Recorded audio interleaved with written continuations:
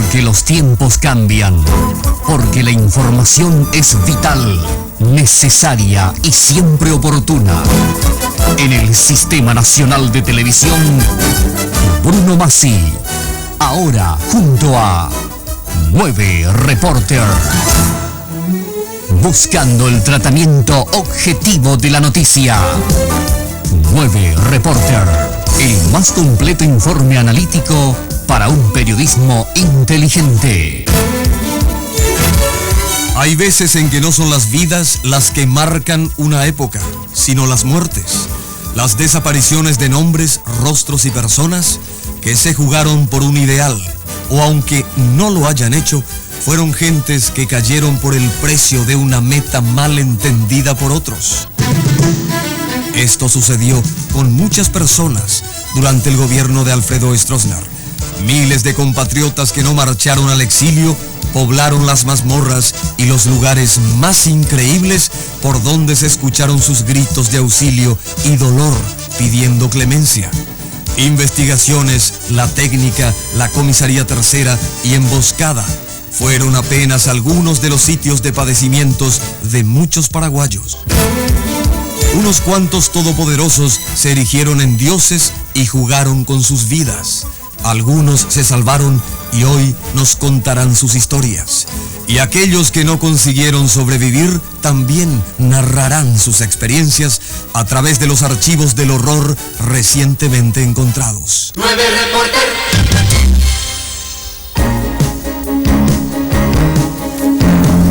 Tengan ustedes muy buenas noches, 9 Reporter, Sistema Nacional de Televisión.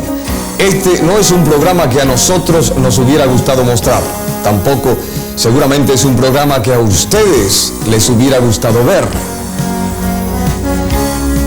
Pero aquí estamos con el compromiso con la historia, con el horror que nunca debemos permitir que vuelva. Con la sangre derramada de cientos de compatriotas, con la deuda con la vida por aquellos que se quedaron. Esta noche 9 Reporter es un compromiso con los derechos humanos en nuestro país. Esta noche 9 Reporter es un nunca más. Cuando Alfredo Stroessner asumiera el poder en 1954, nadie imaginaba los tiempos que se venían. Las calles paraguayas se tiñeron de naranjos y esperanzas. Muchos pensaron que por fin terminaría la anarquía imperante y la fiebre golpista que no dejaba el poder en paz. Sin embargo, pocos esperaron que Stroessner, viejo conocedor de las artimañas políticas, se aseguraría el poder que le habría de durar casi 35 años. Al cimentar la seguridad interna sobre la doctrina de la seguridad nacional, estaba sellando los destinos de miles de paraguayos que irían a ser reprimidos violentamente. Stroessner no tardó en delimitar los poderes formales e informales, creando oficinas, fomentando el clientelismo y el prebendarismo. Ser delator o piragüé era el acto bien mirado que al principio gozaba hasta de su propio estatus social. Yo conozco perfectamente lo que es la técnica en este sentido, en que sabía dónde estaba ubicada y sabía también un montón de gente que personalmente no las conozco, que estaban en la técnica bajo la tortura del destronismo. Creo que casi todo el país, o por lo menos todas las personas que estábamos interesadas en la suerte de nuestros conciudadanos, sabíamos perfectamente la existencia de la técnica y que era un lugar inaccesible para cualquier persona que tomara interés en visitar a los presos. Se sabía siempre que allí había tortura, porque es un lugar, desde luego, en pleno centro de la capital, y por supuesto el vecindario se sentían todos alarmados a la noche cuando empezaban las sesiones de tortura. Luego algunos que eran liberados y eran expulsados al exterior, esas gentes contaban, se sabía que existía la técnica y se sabía también quiénes eran los que estaban ahí. Siempre estábamos informados de eso, pues, pese al hermetismo con que quería mantener la dictadura. Sin embargo, la verdad siempre sale afuera. Y fue en este comienzo, en esos primeros años, cuando con una resolución ministerial fue creada la Dirección Nacional de Asuntos Técnicos, o el Departamento de Asuntos Técnicos, como algunos dieron en llamar, dependiente del Ministerio del Interior. La técnica llamada así realmente se llama Departamento de Asuntos Técnicos, con un director que era el doctor Antonio Campos Alum. En el presupuesto de 1993, porque se contempló en el presupuesto del año 1993, figura con el nombre de Departamento de Investigaciones. Vale decir que tal como estaban las cosas cuando yo asumí, la técnica, como le llaman comúnmente, estaba para continuar en funciones. Perfectamente conocía para qué fines se creaba la técnica. Era justamente para sacar a fuerza de garrotazo y a fuerza de tortura toda confesión que sea contra el dictador Stroessner. Es decir, tenía que inventar a favor de Stroessner en contra de ellos mismos. Tenía que ellos mismos confesar sus no pecados. La técnica representó el terror mismo. Era inclusive más temida que el Departamento de Investigaciones. Caer en la técnica significaba entrar a la antesala del infierno o al infierno mismo. Era el lugar donde se justificaba la lucha contra el comunismo. Contaban indudablemente con asesoramiento americano y ahí se cometieron cuánto salvajismo puede imaginar la mente humana. Ignoro las funciones que cumplió durante el gobierno de Stroessner. Aparentemente su función técnica, como su denominación lo indica, era recoger información política sobre elementos de la oposición en ese entonces al presidente Stroessner. De acuerdo con los documentos encontrados, se controlaba las actividades de los dirigentes de la oposición. Vale decir que esa era la función esencial de este departamento. Primero tímidamente y después con mayor atrevimiento, esta oficina fue tanteando y eligiendo sus funciones. Desde el principio bajo la jefatura del doctor Antonio Campos Alum, un abogado mediocre según algunos y según otros, un abogado con muchas luces para configurar los destinos de sus semejantes y viejo conocedor de técnicas refinadas de torturas. Una persona que casi durante 40 años estuvo a cargo de esa dependencia. Campos Alum es el eterno director de la oficina de la Dirección Nacional de Asuntos Técnicos, tal es el nombre oficial de la técnica. Fue un personaje adiestrado internacionalmente. Es una eminencia gris, se le puede llamar como la eminencia gris de la tortura. Es conocedor de cuánta técnica refinada y no refinada exista para causar dolor y extraer declaraciones, sean estas falsas o verdaderas. Campos Alum fue funcionario del ministerio por creo que más de 40 años, de manera que su actividad aquí fue larga. Él fue cesado en su cargo, estaba instruyéndose un sumario administrativo que quedó trunco como consecuencia de haber sido sometido a proceso judicial. En estas condiciones, la competencia del juez está por encima ya de cualquier actividad administrativa. De manera que ya no tiene sentido jurídico seguir con ese sumario y será el juez el que siga con esas investigaciones. Este señor también tiene deuda que pagar en forma muy particular conmigo, porque él es el culpable y el responsable de la muerte de mi esposa y que hayan salido nuestros hijos con defectos, con dificultades de salud, porque él lo apresó durante 4 veces a mi esposa y lo mantuvo entre pesas comunes y locas en la comisaría seccional 9ª. Lo estaría acompañando también durante mucho tiempo el comisario Felipe Neri Saldívar, quien funcionó como jefe de brigada de operaciones del Departamento de Asuntos Técnicos, una dupla terrorífica que sembró el pánico entre miles de ciudadanos. El comisario Saldívar es, como se lo conoce al comisario principal Felipe Neri Saldívar, es también otra persona de triste fama. Es el encargado de la brigada o jefe de la brigada de operaciones de la técnica. Eso significa, la brigada de operaciones significa directamente la ejecución de las órdenes emanadas de Campos Alum. Participaba, al igual que su jefe, directamente en la tortura, y primero en los apresamientos y después en la tortura de los presos. 9 reporter. Para la década del 60, este departamento ya era conocido como la Técnica, Dirección Nacional de Asuntos Técnicos, un sitio cuyo nombre era sinónimo de miedo. Los ciudadanos sabían que era el lugar exacto desde el cual se regían las vidas y las muertes de cientos de paraguayos.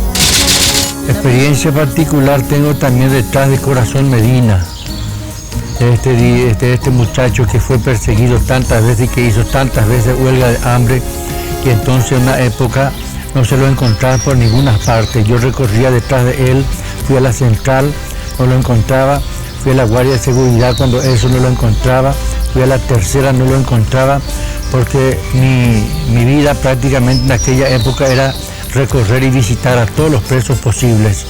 Presos políticos se entiende, y presos comunes también, pero me interesaban mucho más los presos políticos porque de ellos se trataba, digamos, las injusticias que cundían en aquella época de la tiranía. Todos sabían que en ese lugar ocurrían las peores torturas, que iban desde violentos golpes, pasando por pileteadas, torturas con picanas eléctricas y decenas de inimaginables tormentos, para los que inclusive recibían asesoramiento técnico foráneo. Por lo que yo sé, en la época de la dictadura habían detenidos, principalmente detenidos políticos que eran guardados ahí en esos calabozos que mostró la televisión, mostró la prensa. Y a veces también creo que delincuentes comunes, peligrosos. Hasta hace poco estuvo recluido un alcalde procesado por homicidio, que estaba recluido ahí y fue remitido ya al Poder Judicial a la Ciudad del Este. Pero esencialmente ahí albergaba a delincuentes, digo, realmente a los que llamaban delincuentes políticos, ellos que eran políticos de la oposición, que en su labor de oposición molestaban al gobierno de Stroessner. El terror había empezado y poco a poco fue sembrándose. Sería desacertado creer que la dictadura engendró un solo infierno, cuando que bien podría decirse que fueron varios los lugares desde donde los todopoderosos jugaban a la vida y a la muerte de ser Dios Padre. Yo creo que en este momento todavía la prensa no está publicando el caso de Margarita Báez. Creo que fue una mujer, una de las que ha sufrido los peores tormentos de la tortura. Si bien toda tortura desde luego es dolorosa, fuerte, pero creo que la que tuvo una máxima resistencia fue Margarita Báez. También allí se le torturaba a la señora Carmen Soler. También fue torturada en la técnica. Después, en épocas más recientes, allí era torturado este señor Mesa, creo que es de Tebicuarú. Y bueno, todos los que tenían la mala suerte, el caso Luis Alonso, por ejemplo, Luis Campos Alonso, que era un joven de 16 años más o menos, han sido torturados. Sabíamos de todos esos casos, como también sabíamos que la propia tortura también se aplicaba, aparte de investigaciones, también en la Comisaría Tercera. Realmente conozco las dos instituciones, porque primeramente yo fui llevado a investigaciones donde realmente ya cuando me tomaron preso me torturaron, y posteriormente también en investigaciones. Y la existencia, la técnica lo conozco muy bien, porque nosotros hemos estado bajo la vigilancia de la técnica de Campalún y los demás monstruos que estaba en esta institución, porque nosotros estuvimos 17 años en la comisaría seccional tercera, que quedaba enfrente de la técnica, y conozco perfectamente bien incluso los que fueron torturados bestialmente en investigaciones, compañeros nuestros, que luego pasaron después junto a nosotros en el calabozo que seguramente ustedes conocen, de que nosotros estuvimos en un calabozo que tenía de ancho 1,70 por 4,20, a donde hemos estado 14 presos políticos. Pensábamos nosotros como campesinos preparar una escuelita campesina y ahí enseñar a nuestros chicos, pensando que nuestros niños no llegan a hacer su secundaria, entonces para qué tanto gasto se pensó de preparar una escuelita campesina. De ahí ya estuve la persecución de ser Putinojara, tuve que recurrir siempre a la delegación. A veces se nos pregunta algo, a veces no, se nos llevaba nomás así para demonizar, será. Caí presa en el año 76. Un día a las 11 de la mañana, yo tuve un espíritu que me avisaba que yo voy presa, ¿verdad? Entonces agarré mi bolsa de algodón, tiré bajo el otro y recurrí. Salí en el callejón para que no digan por mí que soy un cobarde, que tengo miedo de mi propio enemigo, ¿no? Eres para Pepe la Oicope 76 y por aquí ya puede pincela y ahí lleva. Entre la carpi, copi, jaseada, paleánigo, ore situación, va a pujar a esa hija, esa hija día más. Apeamos 50, año 1950, doña primero pensarla, doña Boatú o Yujemba a pujara, coco guarahuive. Doña primero cuepea era liga agraria. Caminé como 1500 metros por este callejón. Si me toman, me toman. Pero mi objetivo era llegar a mi casa a despedirme de mis hermanas. Y ya tenía un hijo. Mi hijo se llamaba Norberto. Tenía 8 meses. Y a este niño me hizo tirar saprissa. No quiso que yo le llevara en la cárcel. Y también yo pensaba dejarle a mis hijos afuera. Y justo llegamos con saprissa, Antonio Matsky, comandante del regimiento de la delegación de gobierno de Misiones. Llegó Juan Pablo Amarilla, Tomás Palma como sabedor, también era sargento en ese momento, en ese año. Y unos cuantos soldados armados. Saprissa con su teyuruguay, pegando su pierna derecha,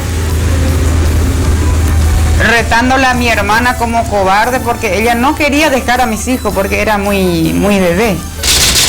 En abril de 1976, después de muchos apresamientos, después de muchas intimidaciones, pero IMEMA mínimamente organizado, en pro de la organización IMEJAPE o la represión oreari. Especialmente lleve el 5 de abril de madrugada a 1976 se asaltaba con el Cheroga. Se familia cuera genegela se cotipe a upepe hoy tua con el Cheroque balape hoy tipala oga balape a upepe más de 100 hombres con metralletas y otras armas potentes. PTI te cobere cabo. Se yapi hikwai, o yapi sera upe, o yapi sera yupe, sera yupe pero 11 años la oye yapi acue, inocente, totalmente. Sera en virecope o ya agarras hikwai, o ñapuiti, como si fuera un animal. Y me llevaron en la comisaría de Sangre del Drago. Ahí nos juntaron todos en un camino, en un callejón, frente a la comisaría, en pleno sol. Había gente posado con ondita y tenía su poncho, su ropa, todo así, todo abrazado, qué sé yo, cruzado. Y ahí todo como una oveja muerta, estuvimos allí hasta las 2 de la tarde, eso acuerdo muy bien. Había otra señora de tal Melgarejo y unos cuantos hombres. CJA herido, con 6 tiros en la cabeza, 3 en la frente y el cuerpo cortado totalmente de bala. Japecha se era jacue, a conocer fuéramos la investigación, a conocer la sala de tortura. Se momajeba a Mosereitri, para la investigación. Pero camioneta y la se envirecó a otro tapizado de vecino. Oña pues no otro iba se peso oreja y no manó y vete tipo. Ha yo mi jefe. Ha o vete caía y pucu vete ha otro iba se peso ni bopea al pastor coronel que un pecha conocer que cobarde hombre cuadra. Yo estuve detenida y maltratada, llegué a recibir el cariño del comisario Barrio. Era porque no pude bajarme pronto del jeep porque mi pierna estaba toda muerta porque nos íbamos todos encimados y de encima de nosotros se sentaron los soldados con fusil. Ellos son los que nos agarraron. El comisario Cantero, el comisario en Daicuaise, comisario inspector, comisario mayor en Daicuaise, la ascenso de policía, pero Upea Curija Aipo Almada, oye, he hecho esa prisa. Aveí la Aicuaba, la se torturaba, pepeteo, hija Areje, Petí Benítez, oye, eso es Cururupirea. Jau Peijeta.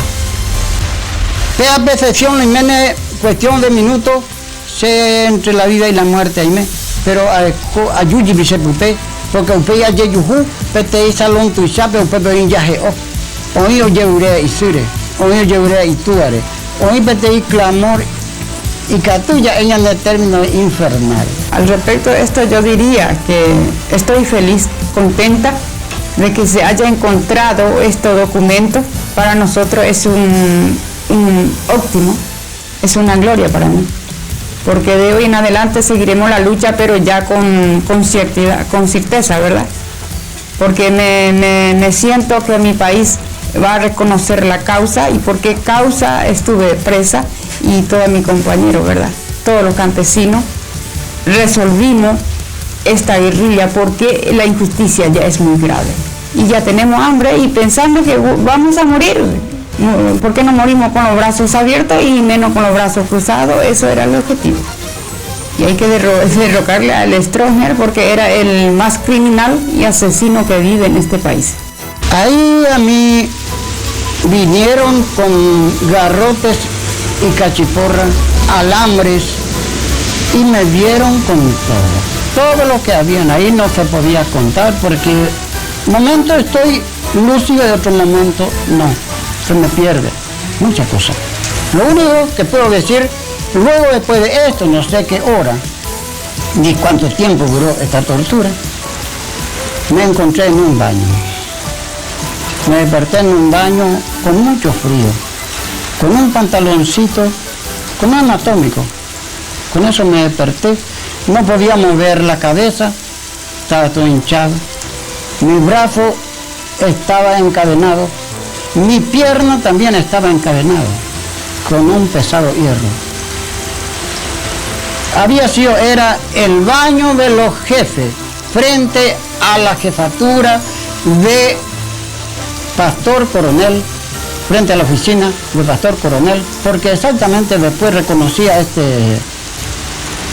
Parece que uno puede confundirse y llamarle hombre, porque es muy parecido al hombre. Desafortunadamente perdió su dignidad. Porque me orinaba en la cara. A pesar de todo, me orinaba en la cara. Con la circunstancia en que yo estaba. Y varios otros que yo no podía llamarle con su nombre en este momento. 4 hombres me amarraron y me tiraron las piletas. Me metieron ahí 3, 4 veces y no aguantaba más. Pero la pregunta era, mamoico y mela neirunguera, mamoico y mela arma, handeico a el jefe. ¿Cuál es la pregunta?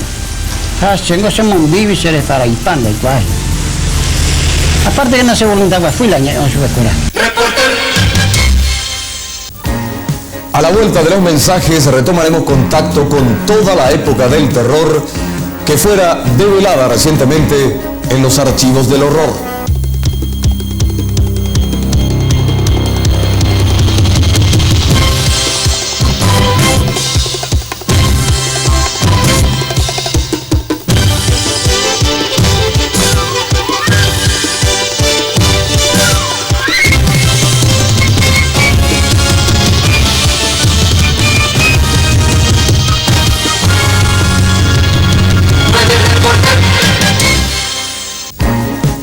técnica es nuestro tema de hoy aquí en 9 Reporter, juntamente con los archivos recientemente encontrados. Síganos.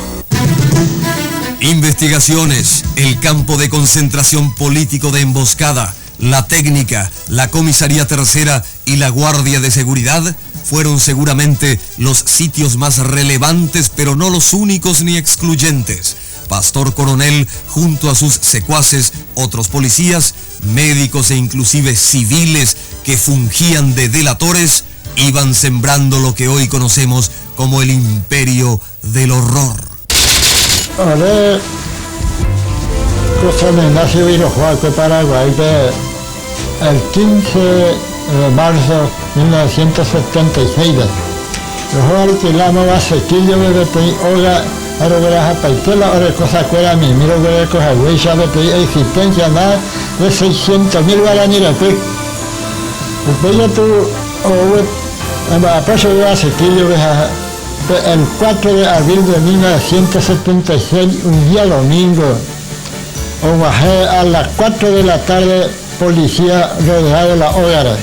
Se arregla y no se verdura, se planta mija, pues se la pecueño policía. Así fue la gerencial, cuando se saca de policía de la capital. Primero, otra cosa, la inmersión no hay nada. Eso fue la inmersión de la cosa en día. No hay nada, anda y cuello se me va a ir mi hermano.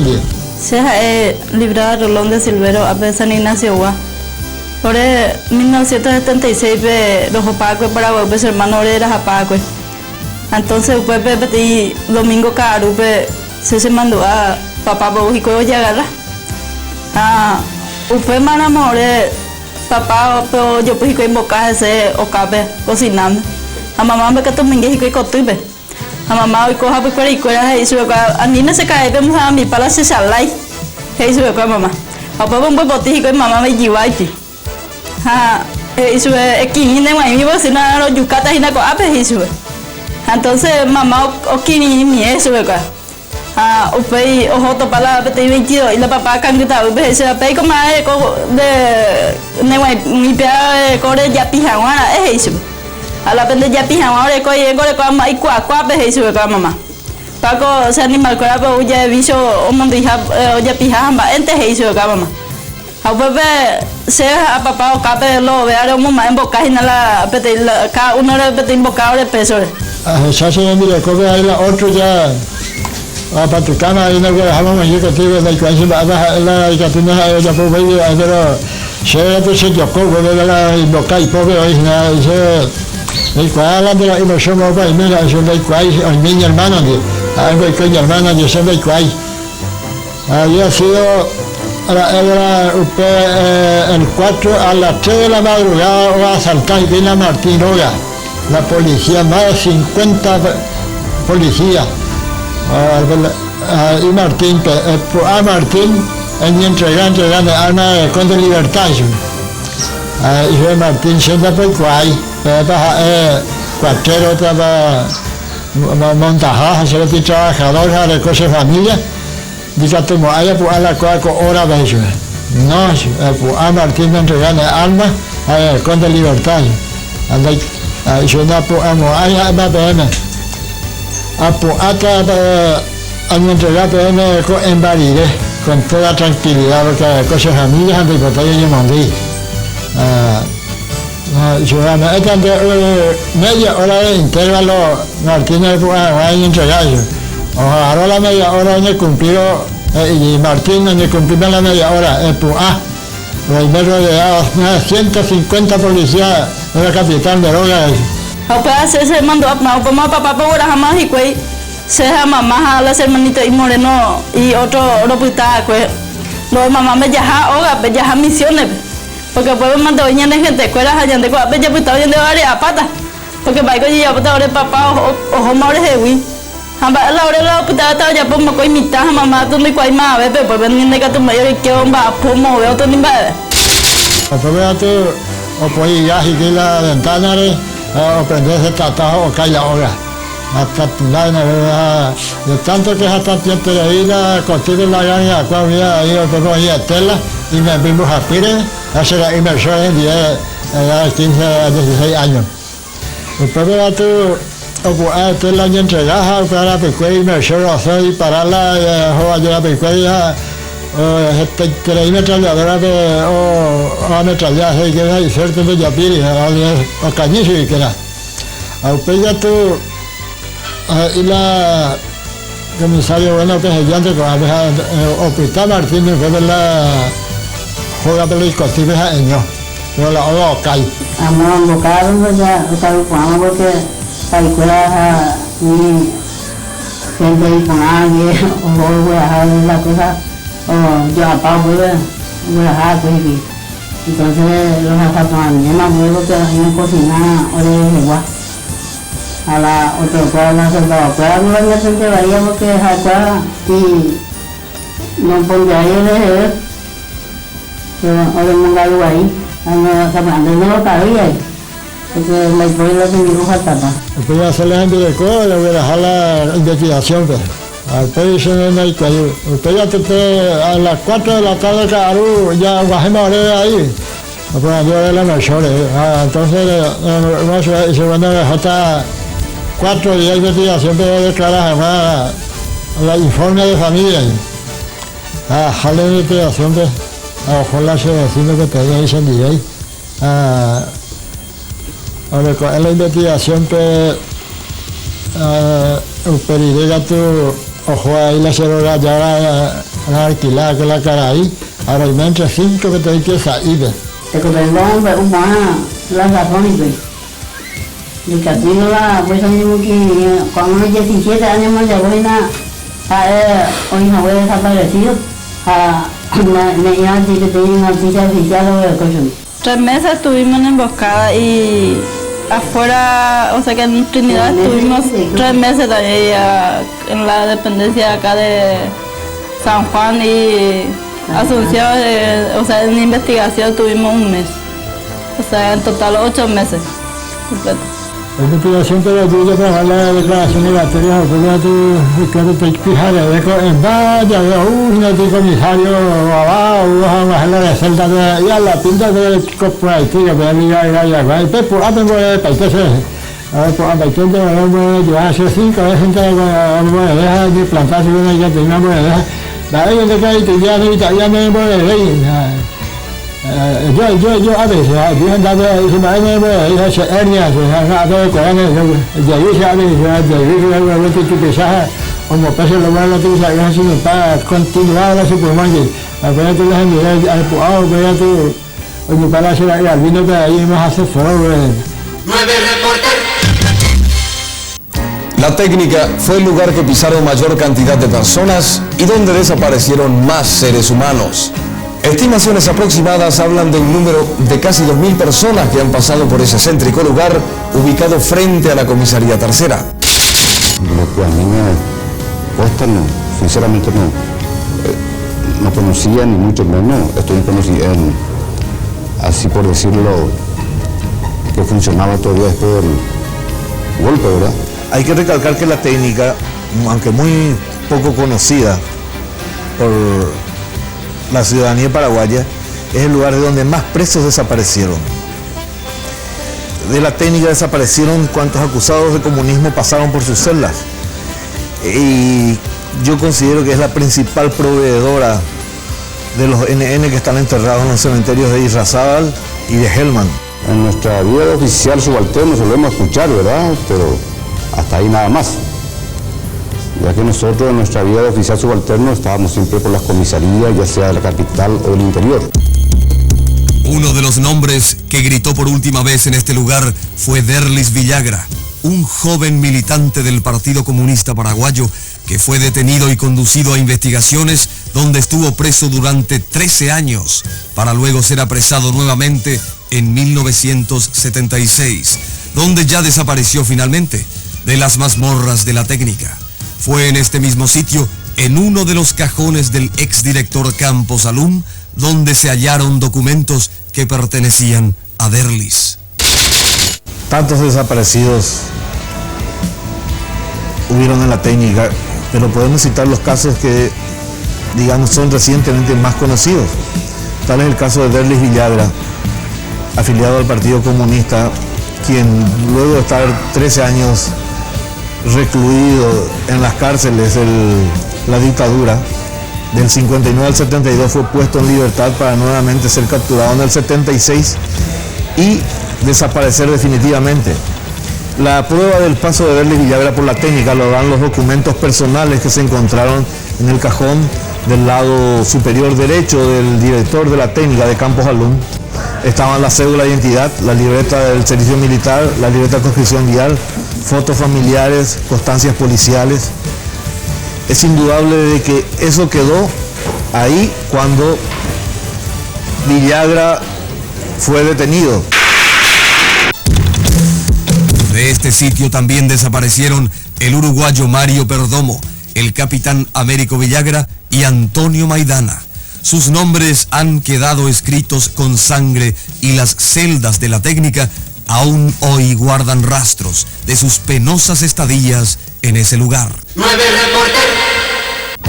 También los hermanos Ramírez Villalba, Benjamín y Feliciano, el caso de Amílcar Oviedo, este otro caso de Carlos José Mancuello Vareiro o el mismísimo Mario Scherer Prono.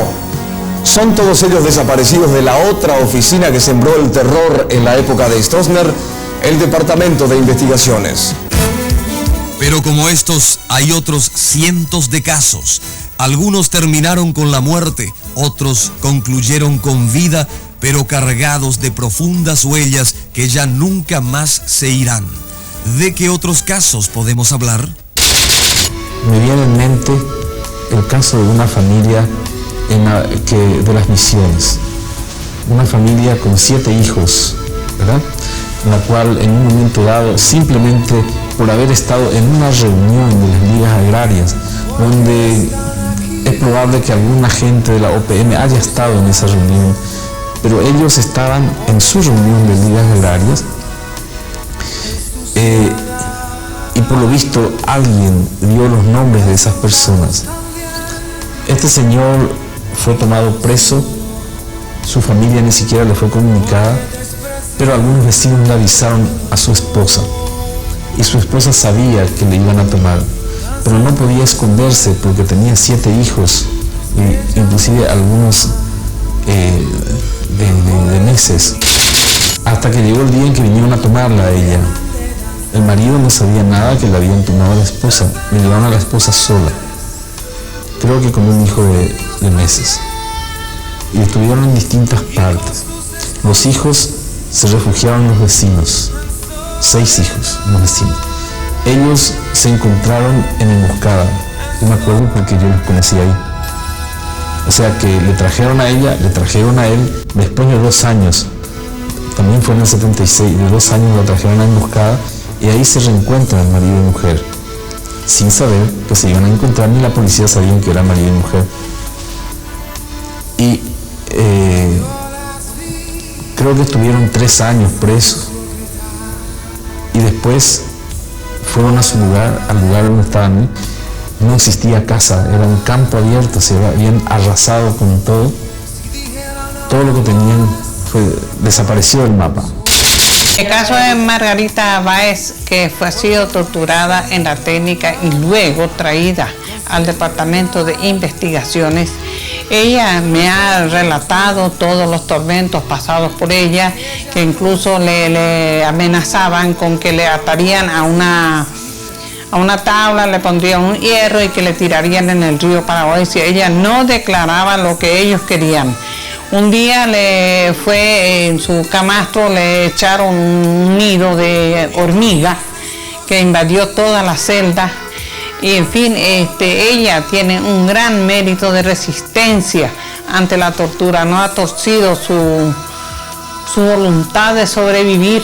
Yo me acuerdo de muchos años atrás ya, cuando era teniente cura. Teniente cura significa el que colaboraba con el cura párroco allá en el San Roque Viejo, en Tacuarí, Eligio Ayala.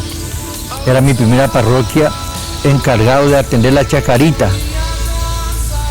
Y en el 59 hubo un atraco hacia Concepción y hubo la persecución terrible de los campesinos hacia Cazapaz, San Juan de Ponceno, etcétera, etcétera. cuando Patricio Colmán hizo estrago por allá. El finado general Patricio Colmán hizo estrago por allá. Y entonces trajeron cualquier cantidad de presos ahí en la central de policía. Le torturaron, pero cualquier cantidad de veces le torturaron. Después de 1 mes y medio, nosotros predicábamos desde el púlpito a favor de los presos, el padre Gilberto Jiménez, el padre Escalante, Juan Escalante y yo.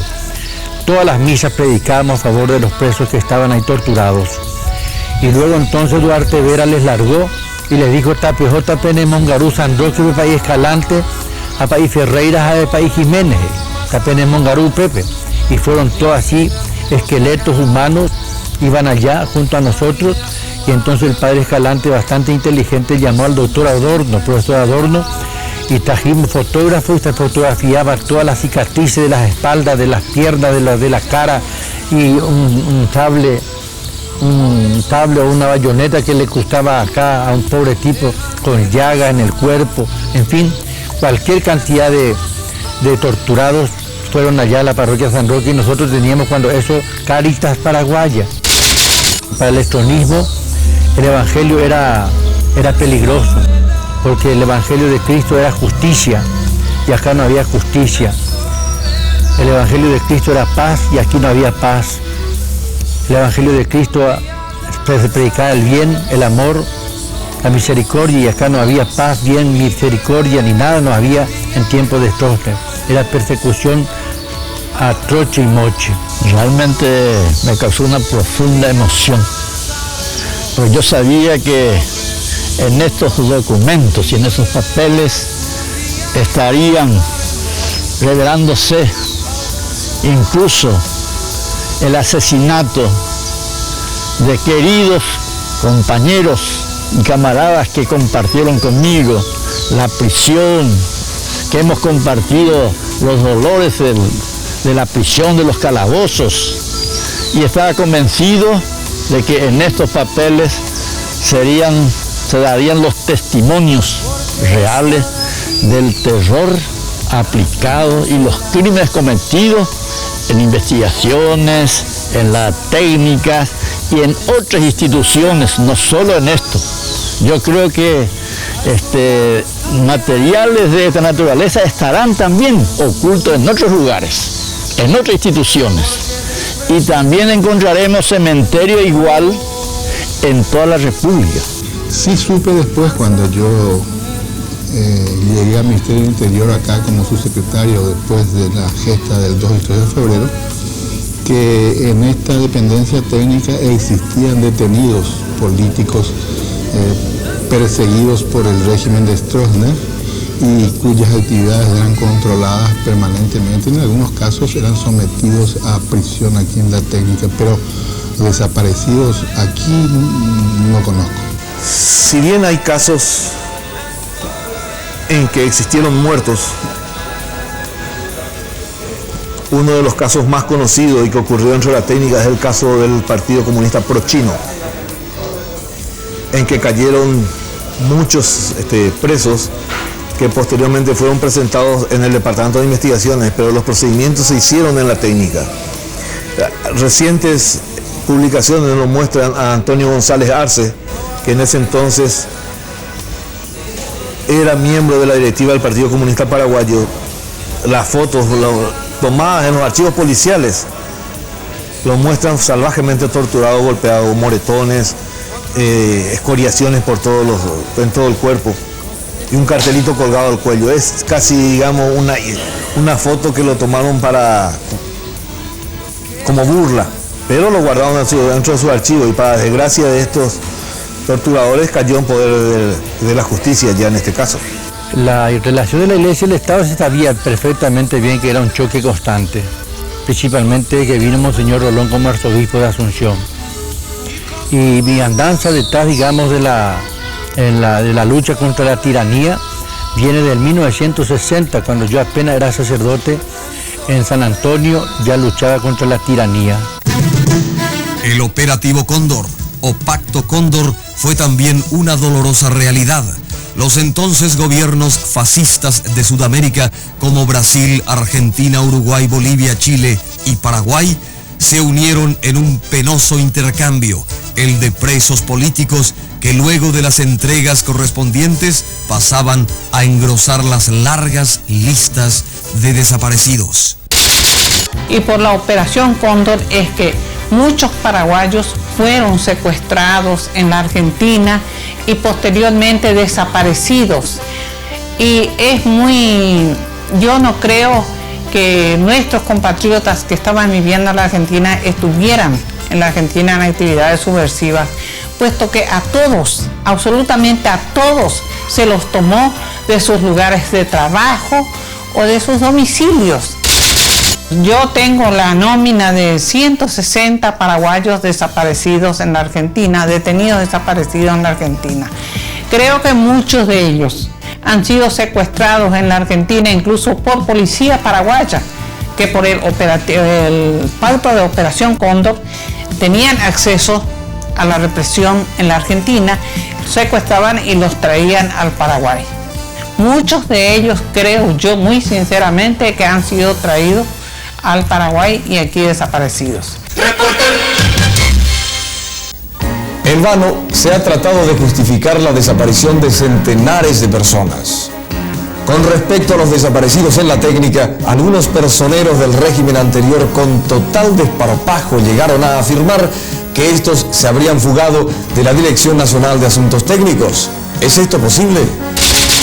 Pensar escaparse de la técnica, como tratarían de insinuar de que los responsables de que algunos detenidos se han escapado de ahí, es imposible. Los calabozos están en el fondo, en un patio totalmente aislado, bajo guardia constante. Son de hormigón armado y doble puerta de barrotes de hierro, de aproximadamente 25 milímetros de grosor cada barrote. Es imposible limarlos, si es que consiguen tener una lima. Las puertas dan solamente hacia la guardia. El resto es todo hormigón armado, no tienen ventanas por donde salir. Tienen que cortar 2 rejas, tendrían que haber cortado 2 rejas para salir delante de la propia guardia. Posteriormente tenían que transponer hacia adelante otra muralla con un portón, salir por las dependencias administrativas, delante nuevamente del retén de guardia que está ahí, transponer posteriormente el portón de salida o entrada en este caso, que da sobre la calle Chile, que tenía constantemente doble guardia de un oficial y un conscripto armados con metralleta. Es imposible. Por los fondos había que pasar por la cuadra de soldados, ahí había constantemente personas. Decir que se lo podía hacer de noche, tampoco. Existía doble guardia en el fondo. Eso está comprobado. El que entraba ahí, entraba y salía cuando los captores querían o cuando moría. Pero la técnica no solamente sirvió para torturas físicas. La técnica también fue el aparato controlador por excelencia, con un despliegue comparable solamente a las maquinaciones de Adolfo Hitler. Todos los supuestamente sindicados como opositores, respetables ciudadanos de diversas tendencias, intelectuales, artistas, poetas, nadie se salvó durante años de los controles que efectuaba esta oficina. Después de los mensajes retomaremos contacto con más detalles en torno a la época de terror para los derechos humanos en Paraguay.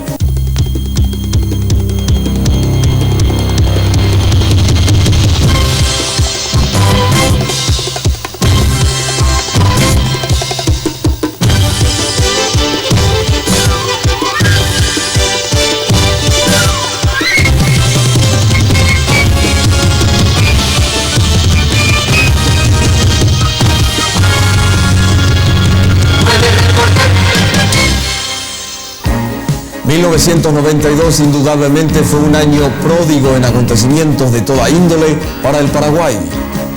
Fue ya rayando el último año cuando el ciudadano paraguayo Martín Almada pidió un habeas data, es decir, informes que deben de estar en manos de la policía acerca de su propio paso por dependencias policiales.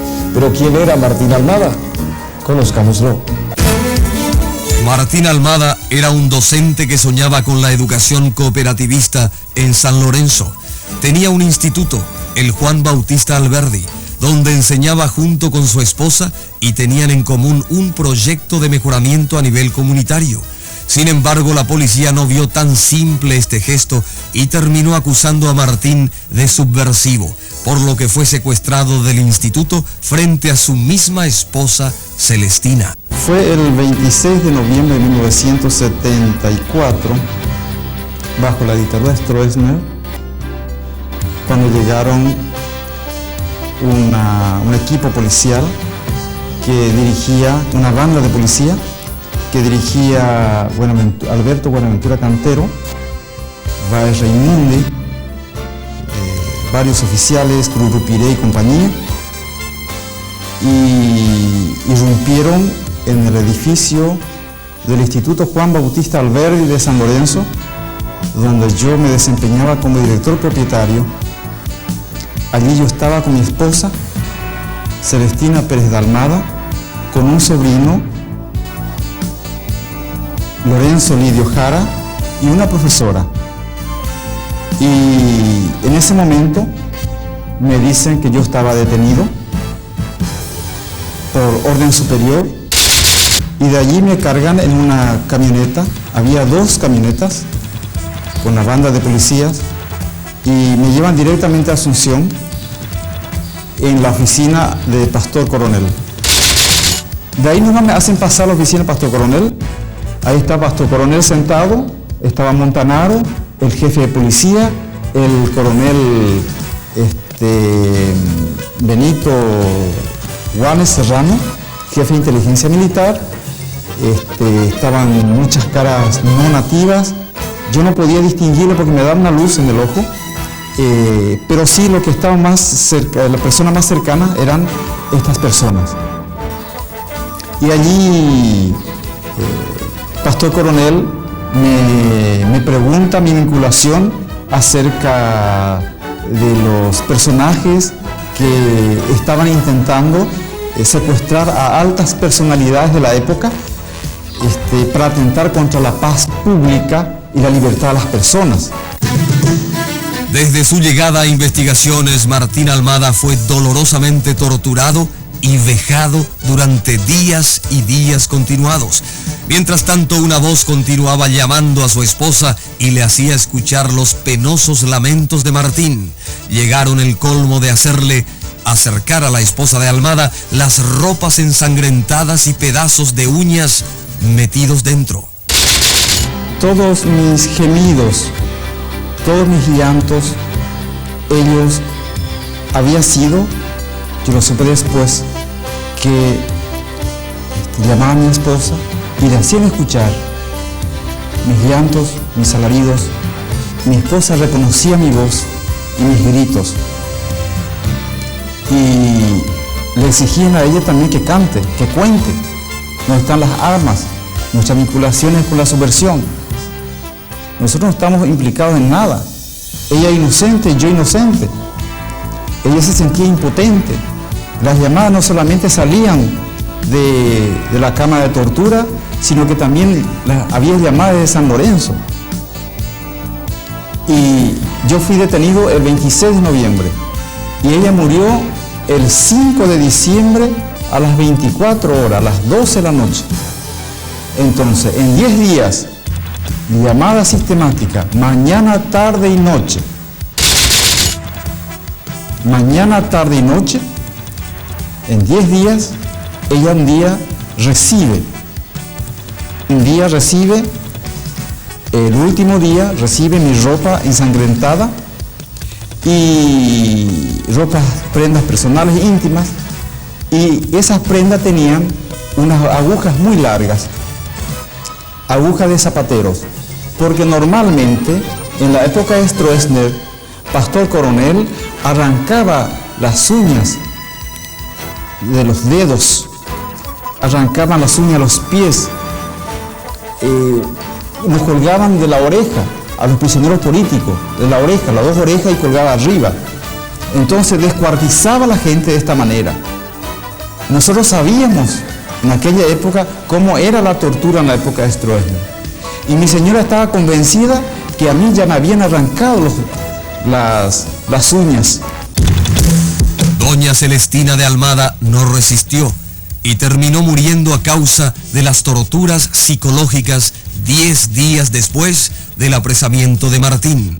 Y una noche llama de la oficina Pastor Coronel diciéndole: señora, su marido ha muerto, venga a llevar el cadáver del doctor Almada. Esa noticia le provocó un infarto y mis seres queridos, mis parientes que estaban allí, recurrieron a los médicos del lugar, pero tanto era el miedo que nadie se animó a prestarle a ella asistencia médica. Y ella murió en el sanatorio Fernando de Pinedo de San Lorenzo, muere en mi casa, y desesperada la gente le lleva a un sanatorio, pero ya había fallecido en la casa. Martín Almada pasó también por otras comisarías y finalmente fue a parar al campo de concentración de Emboscada, donde tuvo varias y dolorosas experiencias que han dejado sus huellas.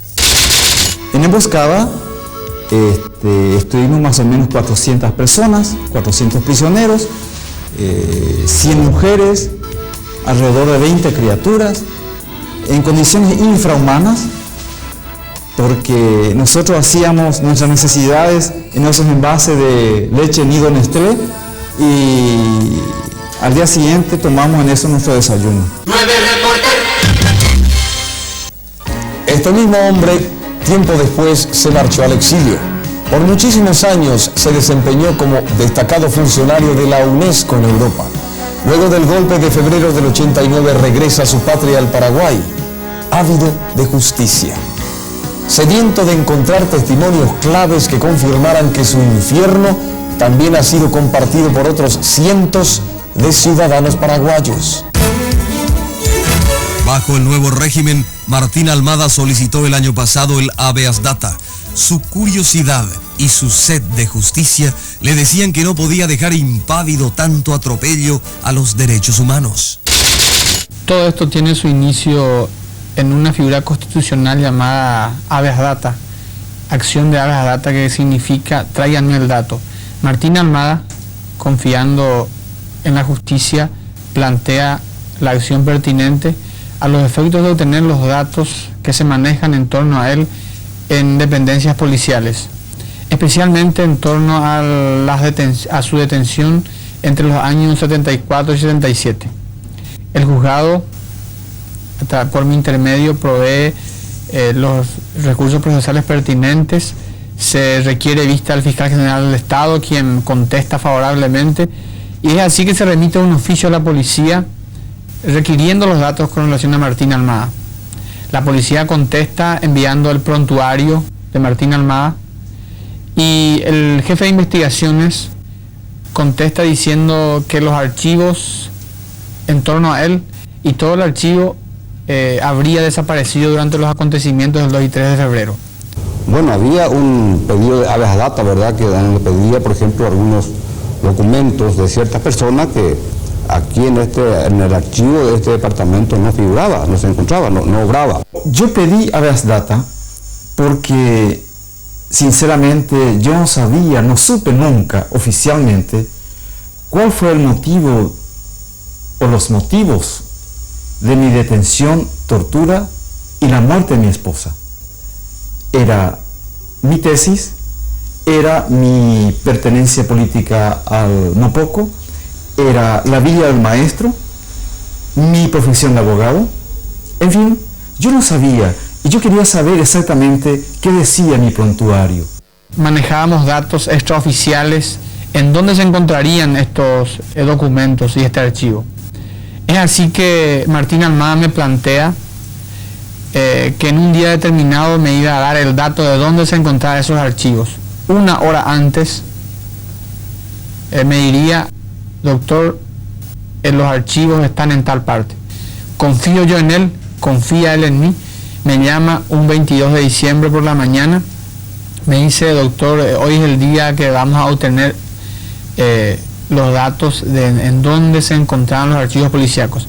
En este punto cabe resaltar que, según me comentó él, para eso contó con la colaboración de gente que estaba adentrada en la policía, Ese es un fenómeno importante, ya que a partir de cierto tiempo gente de adentro es la que está dando el dato en cualquier institución en torno a datos de corrupción o datos irregulares. Bueno, nosotros buscamos esos documentos aquí en nuestro archivo, ¿verdad? Nosotros tenemos nuestro archivo de la sección criminalística, tenemos el archivo de la sección estafa, tenemos archivo de la sección de leyes especiales, por ejemplo, de delitos económicos, y tenemos también los archivos de los procedimientos de rutina, ¿verdad?, que es inherente de este departamento, ya sea robo de vehículos, robo y hurtos, y también otro, por ejemplo, la parte de falsificación de cheques, documentos. Tenemos aquí esos archivos, ¿verdad?, que es lógicamente patrimonio nuestro, ¿verdad?, porque este departamento de investigaciones ya es directamente un departamento técnico en el sentido científico laboratorial y también forense. Cuando le contestaron que todos los archivos habían desaparecido después del golpe, Martín Almada, incrédulo, siguió buscando. Sabía que tenía que atar cabos. Era cuestión de seguirle la pista a las revistas policiales que durante años celosamente las coleccionó para buscar huellas que lo condujeran con sus torturadores. Las revistas policiales yo las coleccioné a partir del año, sistemáticamente a partir del año 80, porque dentro de esta revista yo había descubierto los nombramientos, ascensos, promociones, becas, y particularmente me llamó la atención que cada número de la revista traía un tema construcción, o sea, comité de construcciones, y siempre Brites Borges a la cabeza. Y eso me llamó la atención. No tardó en aproximarse a un lugar, una voz, un nombre y un hombre que para nosotros siempre será anónimo. Terminó de confirmar el sitio donde estaban escondidos todos los archivos. Así llegamos al departamento de producción de la policía, donde hubo una cierta reticencia en un principio a que yo ingrese. Me pidieron que esperara al superior. Yo tuve una fugaz, llamémosle duda, pero sin embargo en un momento me repuse y como estaba investido de la facultad que me daba la ley,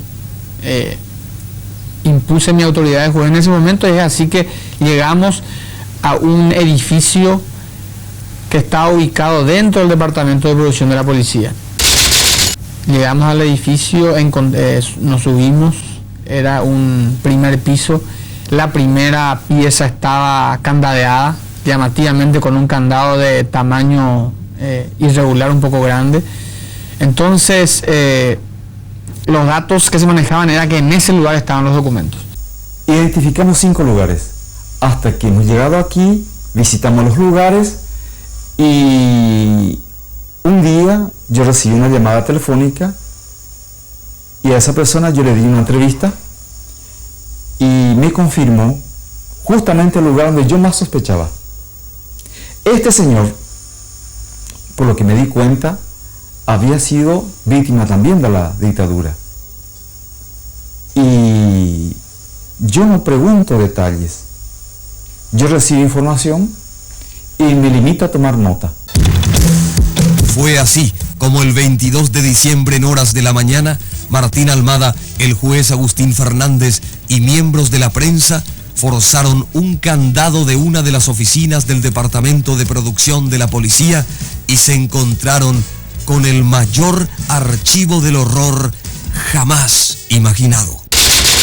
Al abrir la puerta, todo el mundo se abrió a nosotros, ya que encontramos en una pieza de aproximadamente 5 por 5 infinidad de documentos. Bueno, el impacto fue tan grande que fue una mezcla de sentimiento, de dolor, de rabia, de angustia, por cuanto que eso representaba la tragedia de todo un pueblo, porque eso representaba en el fondo la existencia de una guerra civil de baja intensidad en donde murieron paraguayos y extranjeros latinoamericanos en la misma proporción de la guerra del Chaco. Una cantidad impresionante de documentos, carpetas, biblioratos, cassettes, fotografías y cartas de todos los tipos fueron hallados. En principio, encontrar los documentos me causó asombro, me causó estupor. No podía entender cómo tanta cantidad de documentos podía estar en algún lugar. Fue para mí toda una sorpresa. Después me entró la desesperación y me pregunté qué es lo que yo podía hacer con todos esos documentos, ya que sabía que no contaba con los medios suficientes como para trasladarlo. Entonces, entre un ir y venir de ideas, hice llamar al juez de turno, en ese momento el doctor Benítez Riera, y decidimos que esos documentos tenían que pasar al Poder Judicial. Los otros patriotas que me acompañaron en esa ocasión también reaccionaron de la misma manera, que fue una mezcla de sentimientos, de tragedia, de dolor. Y la verdad que nos hemos desahogado en llanto. Fue el llanto nuestro consuelo. Fue el llanto que nos salvó seguramente de un paro cardíaco o de un infarto.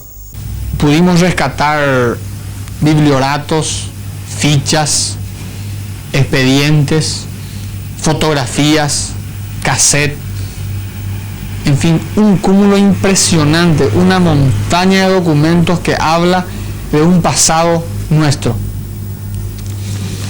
Entre esas cosas podemos citar, por ejemplo, tengo acá la ficha de Martín Almada, quien fue el impulsor de todo esto a través de su recurso de Hagas Data, la ficha de un sacerdote, Juan Antonio de la Vega, la ficha de un político colorado, Miguel Ángel González Casabianca, Sandino Gil Oporto, la ficha de Luis Alfonso Rex, un político opositor, la ficha de Euclides Acevedo, Francisco José de Vargas, en fin, un montón de fichas.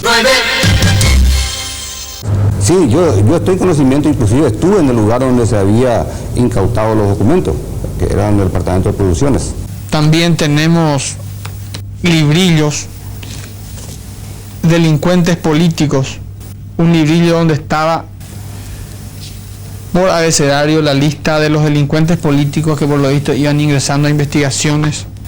Tenemos biblioratos donde de pronto se informaba al general Stroessner, al teniente coronel Gustavo Stroessner, de ciertas actividades que se realizaban. Bueno, yo creo que el hallazgo de estos documentos y lo que le llaman el destape de el destapar las ollas, que primero ocurrió con el problema de las corrupciones, y ahora esto, a pesar de que yo no estoy muy seguro, yo no creo mucho en las cosas fortuitas, que estos hallazgos fueron fortuitos, sino creo que tiene que ver con el problema eleccionario. De cualquier manera, es como decir que los derechos humanos han pescado en río revuelto, es decir, los gananciosos de todo esto van a ser los derechos humanos, a tal punto que yo creo que como consecuencia de esto, el gobierno ha finalmente ratificado, no ratificado, sino creo que ha aceptado que las cortes internacionales tengan su efecto, digamos así, uno pueda acudir a las cortes internacionales por el asunto del pacto de San José de Costa Rica. Gracias a Dios que ahora algunos jueces, por más que sean jovencitos y casi sin experiencias, sin embargo están tomando el sartén por el mango. Y entonces están trabajando bastante, pero con cierto miedo todavía, porque hay muchos tronistas, o por lo menos seguidores de Stroessner, tanto en el gobierno de Rodríguez como en la política del Partido Colorado, y está también la justicia, desgraciadamente, muchos tronistas todavía. Y entonces se tiene que hacer una especie de guardia si es posible, doble, triple, para procurar, digamos, defender estos documentos y tratarlos de toda forma posible, de que no se deteriore y que se vaya descubriendo más. Y yo considero esencialmente que esto es para mí un desafío. Dios puso ante mí algo que yo considero histórico, porque tener acceso a un archivo que guarda relación con todo el pasado de un país, y esencialmente el pasado de este país no fue tan lindo que digamos. Se habla de represión, se habla de tortura, se habla de desaparecidos, y esto indudablemente guarda relación con eso. Yo creo que aquí vamos a obtener pruebas contundentes para el esclarecimiento de esos casos. Y por eso digo que es una responsabilidad histórica, porque a través de mi trabajo y el trabajo de los otros jueces que van a intervenir en este caso, podemos saldar un poquito la deuda que tenemos con el pueblo, la deuda de justicia. Si bien es cierto, la justicia llega tarde, pero siempre llega. Mientras tanto, los familiares de los desaparecidos y algunos extorturados que se hallaban presentes se deshacían en llantos y exclamaciones. Los extraños no pudieron dejar de sobrecogerse por aquel indiscutible testimonio que se abría ante los ojos asombrados de todo el Paraguay. La época del horror sí existió, y para confirmarla estaban aquellos archivos. Stroessner estaba perfectamente al tanto de todo cuanto acontecía en el país. Pastor Coronel le informaba directamente a él, todos los días, detalles sobre el comportamiento de los opositores y también de sus servidores. O sea, gente de la oposición fueron controladas. Y los agentes de Stroessner también fueron controlados. Y Stroessner recibía las informaciones y daba él las instrucciones. En consecuencia, el primer responsable de esta situación vivida en el país es Stroessner. Yo creo que estos documentos hay diversas opiniones. Unos opinan que hay que incinerarlos, otros opinan, yo sinceramente opino que se debe tener en un museo como prueba de que todo esto ocurrió en nuestro país. Nos manejamos como la ciudadanía ha podido apreciar por los medios de prensa con precariedad de medios. Yo consideré que los documentos estarían mejor en mi despacho, porque desde allí podría investigar, podría revisar los documentos. Existía la posibilidad de llevarlo a la bóveda, pero eso iba a impedir ese trabajo.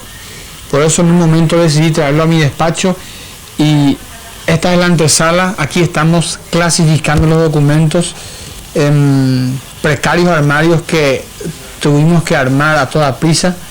Aquí tenemos, por ejemplo, estos son libros que contienen declaraciones. Para dar un dato ilustrativo, este es un libro de actas donde están las declaraciones de los hermanos Ramírez Villalba, de Carlos Mancuello. Son casos que se manejan hoy en día en tribunales, que están tramitándose, y que evidentemente estos elementos arrojarían serían elementos vitales como prueba para estos casos. Bueno, ahora estamos en la tarea de clasificación de estos documentos para ir aportando elementos de prueba en todos los casos que se manejan ahora mismo en tribunales. Con la ayuda de los efectivos de la Fiscalía General del Estado, se está viendo la posibilidad de iniciar otros procesos.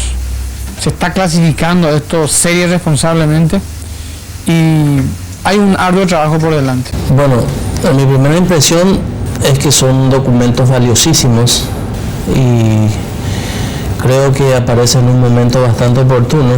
Tenemos 18 procesos por violación de derechos humanos. La mayoría de esos procesos, presumiblemente, si estos documentos no se encontraban, iba a terminar con una absolución de los procesados por falta de pruebas. Pero evidentemente con estos documentos, estas evidencias que estamos recogiendo, tras el trabajo conjunto de la Fiscalía General y los juzgados respectivos, estamos agregando los documentos a los respectivos procesos y reitero que es un momento bastante oportuno la aparición de estas evidencias, que seguro va a ser elemento importante para los respectivos jueces para la decisión final en la sentencia definitiva. Estamos con un informe que nunca hubiéramos querido entregar. Los archivos secretos recientemente encontrados. El 9 Reporter, aún hay más.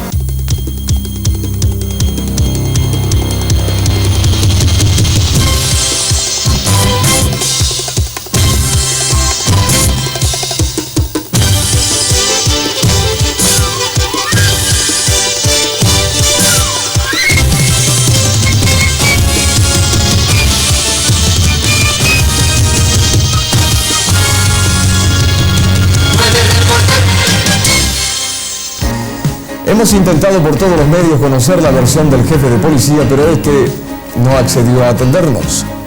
¿Por qué a la policía le cuesta tanto hablar acerca de la técnica, comisario Santiago Flores Torres? ¿Tiene miedo la policía de hablar sobre la técnica? Creo que no es precisamente que se tenga miedo para responder a la pregunta, ¿verdad? Sencillamente porque la policía de orden público, ¿verdad?, que somos nosotros los componentes de ese cuadro, no tenemos conocimiento ni mucho menos estamos al tanto de lo que es la técnica, ¿verdad? Eso yo podría decirle de esa forma. Lo único que yo quiero decirle, y aparte de agradecer, ¿verdad?, la cobertura, también para expresar a la opinión pública que el Departamento de Investigaciones ya dejó de ser un departamento político. Eso quiero poner énfasis en esta cobertura, para que la gente, la sociedad, aquel ciudadano común tenga fe y confianza en la policía de la capital y también en las comisarías, en el Departamento de Investigaciones, porque realmente nuestra función es servir a la sociedad. La técnica, luego del golpe, si bien ya no se constituyó en un centro de detención, siguió operando. Sus funciones se redujeron no como organismo represor, sino como un organismo para espiar a los paraguayos. Se han encontrado documentación que prueban de que se espiaba a periodistas, se espiaba a partidos políticos, a políticos, a empresarios, a intelectuales como Elvio Romero, Herminio Jiménez, nuestro gran músico recientemente desaparecido, a Augusto Roabasto del Premio Cervantes. Todos los paraguayos que para el estronismo eran considerados como supuestos comunistas subversivos, continuaron siéndolo después del golpe. Y la técnica continuó espiando hasta que la prensa trató de ingresar en diciembre, la semana anterior a la Navidad, a las dependencias policiales. A estas alturas, y luego de los tiempos encontrados, ¿podríamos hablar de que Stroessner no sabía lo que ocurría? Tamaña organización técnica como esa es una organización que tiene que conocerla el presidente de la República, y él posiblemente tenía que saber la existencia de este organismo, porque seguramente él recibía informaciones del ministro del Interior de la época a través de este organismo técnico. Porque Stroessner sabía quién estornudaba allá en Caaguazú. Tiene que saber.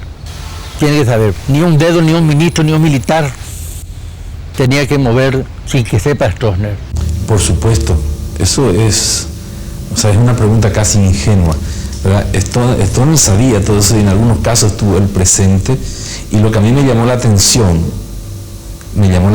es que después del 89 no se hayan destruido esos, ¿verdad?, que podían constituir verdadera prueba, como están constituyendo ahora, ¿verdad?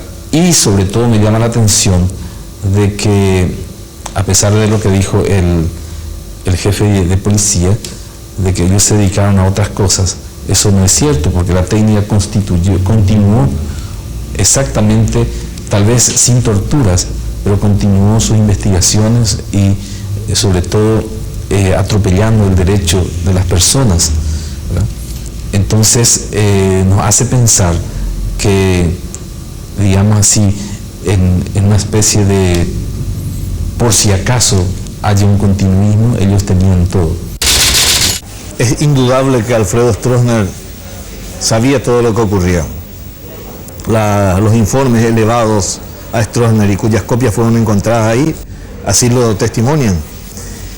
Nadie puede esgrimir la infantil excusa de decir que Stroessner no sabía lo que ocurría en los antros de tortura, en los centros de tortura durante su dictadura. Él estaba perfectamente al tanto de todo. Es más, era vox populi de que todos los días Stroessner recibía un informe detallado, tanto de investigaciones como de la técnica, de todas las declaraciones arrancadas a base de tormentos durante la noche y la madrugada anterior. Ese informe amanecía sobre su escritorio. No lo puede negar él, ni lo pueden negar los responsables de tanta crueldad. En este caso, Campos Alum y el comisario Saldívar. Si bien son los responsables directos de los crímenes allí cometidos, también Alfredo Stroessner debe ser considerado como el autor intelectual de todas esas barbaridades. En uno de nuestros programas anteriores, uno de sus allegados llegó a decir que Stroessner no sabía y que sus colaboradores no se animaban a contarle porque le tenían miedo. ¿Puede alegarse desconocimiento cuando fueron halladas cartas que le eran dirigidas personalmente por Pastor Coronel y por Antonio Campos Alum? Sin que yo haga ninguna preopinión, porque durante esta feria soy juez de esta causa y puedo hacerlo después. Yo creo que pueden existir elementos, incluso hay unos informes que se elevan directamente a Alfredo Stroessner. Puede ser que existan. No puedo dar una opinión así certera, pero eso va a surgir del análisis exhaustivo de los documentos que se encuentran. Con ese archivo del dolor se confirma cuanto yo había escrito en mi libro Paraguay, la cárcel olvidada. Con ese archivo del dolor se confirma todo cuanto yo manifesté a la justicia en el mes de mayo de 1989, cuando promoví la querella criminal contra Stroessner, Montanaro y Pastor Coronel por la muerte de mi esposa, Celestina, por tortura psicológica. A través de este archivo del dolor se puede entender por qué en el Paraguay hay ricos y pobres. A través de este archivo del dolor o del horror se puede entender que Stroessner aplicó exactamente la política represiva hitleriana, controlando a los opositores dentro del país o fuera del país. Los que ahora se descubren, los que ahora están publicando la prensa, todo eso hemos dicho nosotros en la Cámara de Diputados. Así que no me vengan a mí a decir el señor Argaña, el señor Seifar, el señor Fanego, el señor Moreno Rufinelli, el señor Roque Galeano, todos los diputados de aquella época, que no me digan que no sabían. Sabían todos, porque todos denunciábamos. Hacíamos nuestra denuncia permanente, tanto sobre los presos políticos, sobre la persecución a los campesinos, sobre las torturas, sobre los desaparecidos en la Argentina. Todos, absolutamente todos sabían y no han hecho absolutamente nada por hacer que el sistema al que ellos estaban sirviendo no buscaban mejorar.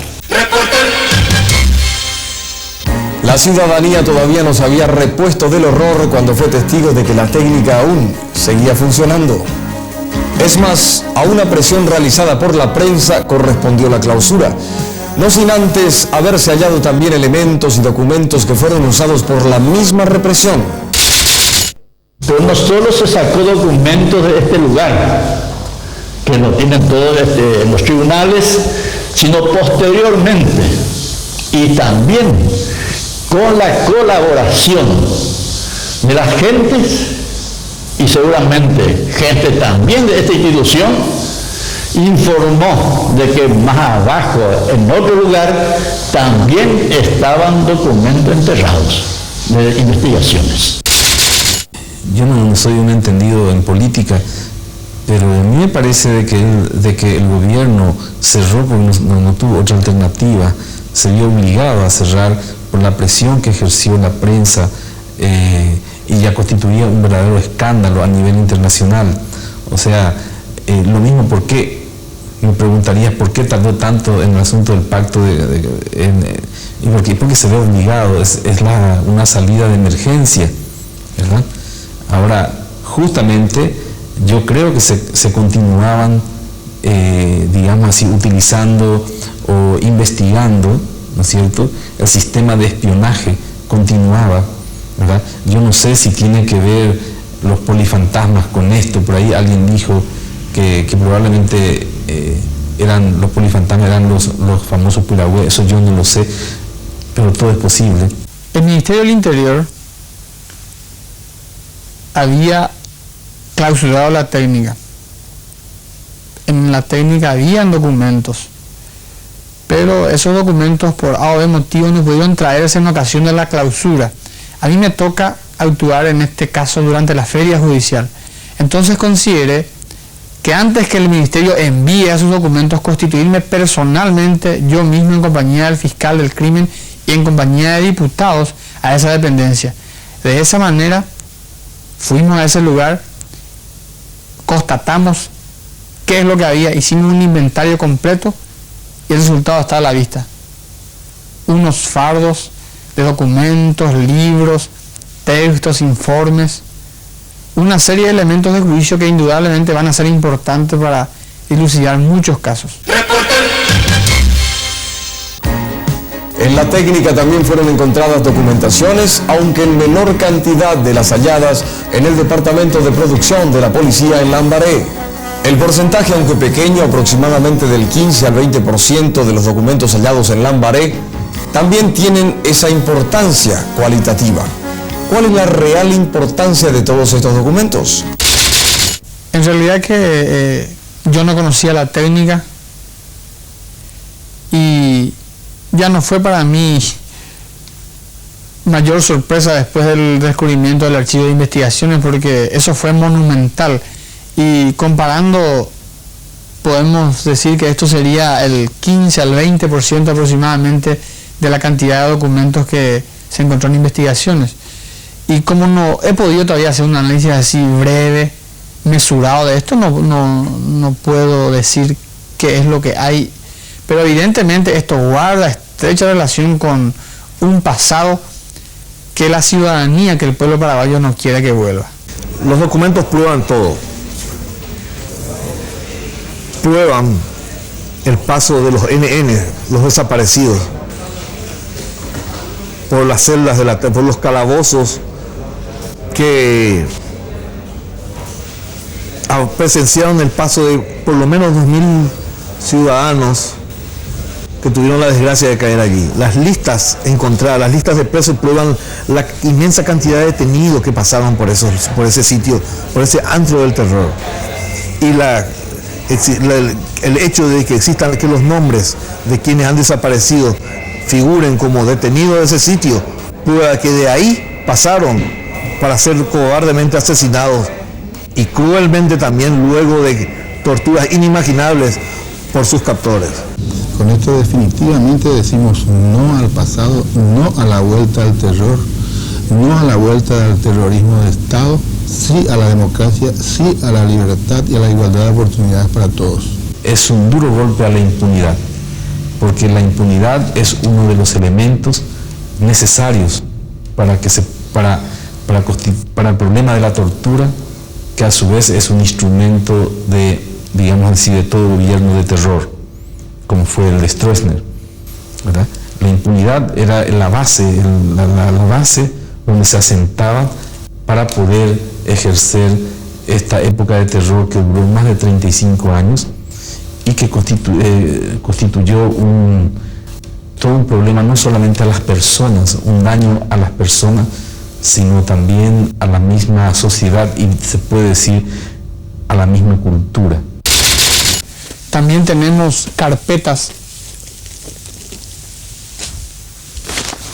que tienen informes confidenciales, carpetas de organización y cartas.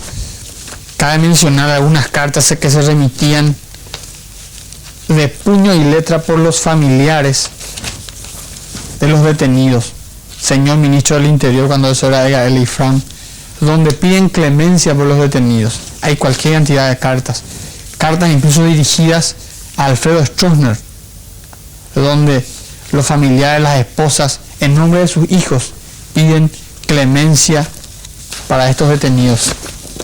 En fin, hay una serie de documentos, un montón de elementos de juicio que van a ser importantes para el esclarecimiento de numerosos casos de delitos contra los derechos humanos.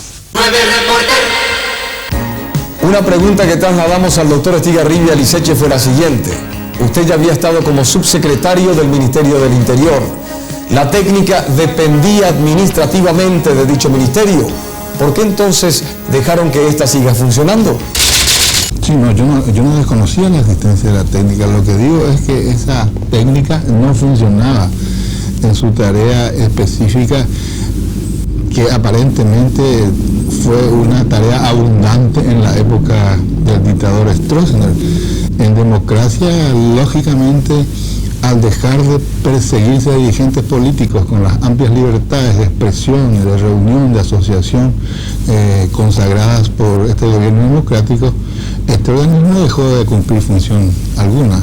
Por eso es que decimos que era un organismo inerte, aunque conocíamos perfectamente su existencia.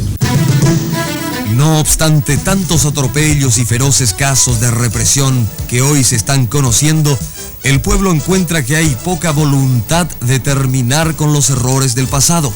De hecho, se sabía que los mismos funcionarios que estuvieron reprimiendo y torturando por muchísimo tiempo seguían trabajando sin sumario de por medio. Y hasta se sospecha que los piragüés continúan en febril actividad todavía.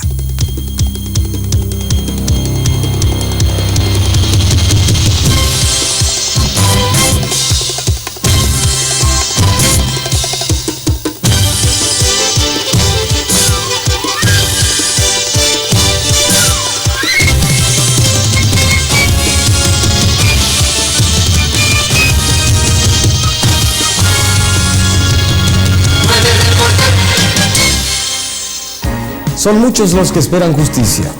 Hay personas, y muchas de ellas, que ya no podrán rehacer sus vidas, pero aguardan pacientemente para que aquellos que alguna vez jugaron a la muerte con ellos, paguen sus culpas. La justicia, dijo el juez, tarda pero llega. Sabemos de lo primero, quisiéramos estar convencidos de lo segundo. Porque en Paraguay nunca más debe aceptarse este horror. Tengan ustedes muy buenas noches.